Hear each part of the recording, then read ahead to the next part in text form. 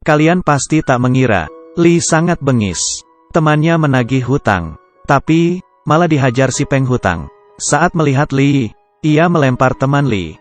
Lalu mengambil pisau, dan menikam Li. Tapi, Li tidak tertikam. Ia memegang pisau itu. Bos toko ikan panik. Ia tak pernah melihat orang sekuat ini. Saat itu, Li membenturkan kepalanya ke wajah bos toko ikan. 1, 2, dan mendorongnya jatuh. Li mengambil seekor ikan beku, dan menghantamkannya ke kepala bos ikan, secara membabi buta, hingga bos ikan tak sadarkan diri. Pria bernama Li ini, pertama kali datang menagih hutang. Hari pertama kerja di geng mafia, ia melihat asisten bosnya, Baby. Melihat keberhasilan Li menagih hutang, Bos Hua sangat puas. Sebelum Li bekerja di geng mafia, ia adalah atlet baseball. Karena ingin cepat kaya, Li bekerja sama dengan bandar judi, dan bertanding curang. Saat ia minta bayaran ke bandar, bandar hanya memberinya sedikit uang.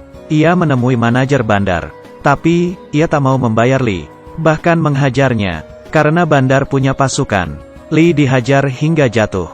Saat dihajar habis-habisan, Li memungut sebuah bata beton, dan menghantamnya ke kaki lawan. Ia lalu berdiri, dan menyerang balik. 1, 2, 3. Tak lama, Li berhasil mengalahkan mereka. Li memiliki kekuatan 10 orang. Bos bandar, Hua ingin merekrutnya. Ia mengundang Li datang, dan bertanya apa Li mau membantunya. Li tentu setuju. Tugas pertamanya adalah menagih hutang. Penghutang dulunya bekas pegawai Hua. Meski dirinya sudah pensiun, tapi staminanya masih kuat. Banyak bawahan Hua yang ke sana, tapi dihajar hingga sekarat. Bos ikan kini memiliki lawan sepadan. Setelah Li menghajarnya, bos ikan melunasi hutangnya. Setelah menyelesaikan tugas, Li akhirnya resmi bekerja di sana. Baby yang montok dan seksi, membuat hati Li dak-dikduk. Hari pertama ia bergabung di geng mafia, ia langsung jatuh cinta pada Baby. Baby duduk melayani Hua. Li curi-curi pandang. Karena Li hebat dalam bekerja, Hua sangat salut padanya. Bahkan, Hua memberinya mobil mahal, lalu memberinya kuasa untuk mengatur bisnis judi. Li berbakat dalam menjalankan bisnis. Hua mendapat banyak uang karenanya. Setiap hari sepulang kerja, Li akan pergi ke bar untuk melihat Baby. Tapi, hari ini, justru Baby yang duluan menyapa Li. Mereka berkencan, dan bergandengan tangan bak sepasang kekasih. Malamnya, mereka menginap di hotel, dan berpacaran secara diam-diam. Karena Li membantu Hua mendapat banyak uang, dan Hua menyukainya, posisinya makin tinggi. Hari ini, Hua mengenalkan Li ke salah satu pemegang saham, Pak Tung. Li akhirnya menjadi orang kepercayaan geng mafia. Dalam 3 tahun berikutnya, berbekal kebengisannya, dan otak cerdasnya, Li menjadi senior, yang membawahi anak buah geng mafia. Tiba-tiba, Tung menemui Li. Tung ingin Li berkhianat, karena Tung ingin menduduki posisi Hua. Ternyata Tung dan Hua tidak percaya satu sama lain. Li tidak setuju, tapi juga tak menolak. Malamnya, Baby yang kelelahan pulang. Ia lelah dengan hidup seperti itu. Ternyata, Baby meminjam banyak uang ke mafia. Lalu, Hua menyuruhnya bekerja di bar, untuk menemani konglomerat minum. Esoknya, Li menemui Hua. Sekarang hutang Baby akan ditanggung Li. Hua sangat marah. Tak hanya membebankan hutang itu pada Li, Hua juga menurunkan posisinya. Li menemui anak buahnya. Saat Tung dan Hua naik mobil dan berdiskusi, mereka diserang geng musuh.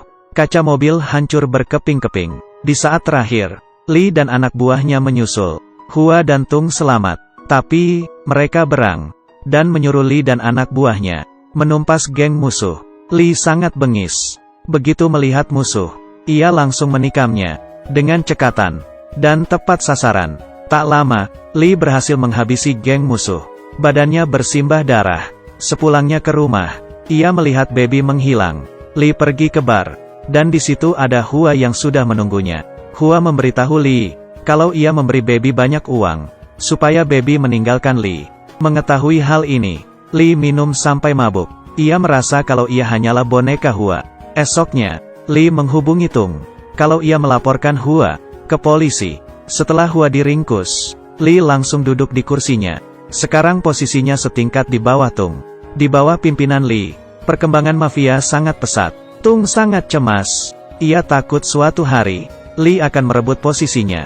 Di sebuah rapat, saat Li datang sendirian, Tung menyuruh bawahannya untuk membunuh Li. Tiba-tiba, polisi menyerbu dan menangkap Tung serta bawahannya.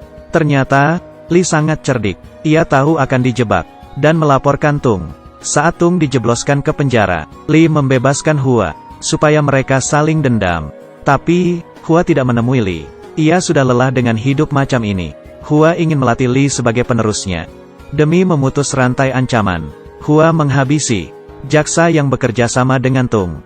Tung di dalam sel tahu kabar ini. Ia menyuruh bawahannya untuk menghabisi geng Li. Esoknya, Li pergi ke pelabuhan untuk diskusi bisnis. Tiba-tiba, seorang preman datang dan menikamnya tepat di perut. Sambil menahan sakit, Li mendorong preman itu. Preman itu ternyata membawa pasukan. Mereka mengepung Li. Saat itu, Hua menyerbu dari belakang. Ia tahu Tung ingin membunuh Li. Hua dan Li bekerja sama menghalau preman. Tapi, mereka kalah jumlah. Mereka berdua sudah ditikam berkali-kali. Di saat terakhir, anak buah Hua datang. Saat mereka berkelahi, Hua dan Tung melompat ke kapal, dan mereka pergi ke tengah laut. Tapi, luka mereka terlalu parah. Meski berhasil lolos, tapi hidup mereka sudah di ujung tanduk. Hua adalah seorang bos sekaligus kakak yang baik. Ia selalu mendampingi Li, dan ingin memberi perusahaannya ke Li. Tapi, Li adalah seorang adik yang badung. Ia tidak mau hidupnya diatur oleh Hua. Dunia zaman sekarang sudah kehilangan kejujurannya. Semua hanyalah soal untung rugi. Jadi, setelah Hua mati, aku mohon, hargailah hidup. Jauhi Li. Aku kaki minyak. Sampai jumpa.